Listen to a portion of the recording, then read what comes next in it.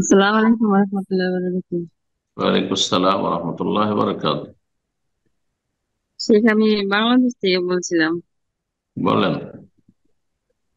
আমার প্রশ্নটা হচ্ছে যে খাবারের বিষয় আর কি। আমরা যে মানে চাল 3 দিন 4 দিন ভিজায় একটু টক করে আর কি ভাত খাই। মানে এই খাবারটা কি হালাল নাকি হারাম, এই সম্বন্ধে একটু জানালে উপকৃত হতো। কি খাবার বলছেন? চালটা একটু ভিজাইয়া মানে টক করে তারপরে কাজির ভাতের মতো ডাইলা খাই আর কি। ও, মানে ভিজিয়ে রেখে দীর্ঘ সময়? হ্যাঁ, কতদিন? হ্যাঁ, কয়েক হ্যাঁ। ঘন্টা না কয়েকদিন? না, না, 4 দিন 4 দিন 5 দিন হয়ে যায়। 7 দিন ধরে চাল ভিজানোই থাকে? হ্যাঁ, হ্যাঁ, বীজাণু থাকে তাহলে ওই টক হয় আচ্ছা, আর কি, ওই টকটা কাঁচা আমরা আর কি চাল? পাক করা চাল তো নয়, পান্তা ভাতের মতো? না, না, কাঁচা চাইলে ভিজাই থইলে আর কি একটু টক হয়, টক হইলে আর কি ওটা কাজির ভাত কয়। মানে ওটা টক খাওয়াটা টক কি হয়? হালাল নাকি? টক হয় কিন্তু নেশা আসে তাতে? না, না, না, না, একটু আর কি মদের স্বাদ যদি লাগে আর কি। মদের যদি নেশা আসে তাহলে হারাম।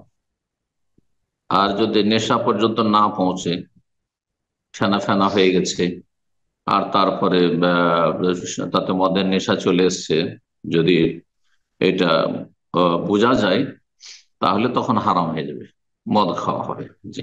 কারণ মদ এইভাবেই তৈরি করা হয়, দীর্ঘ সময় ধরে পচিয়ে রেখে।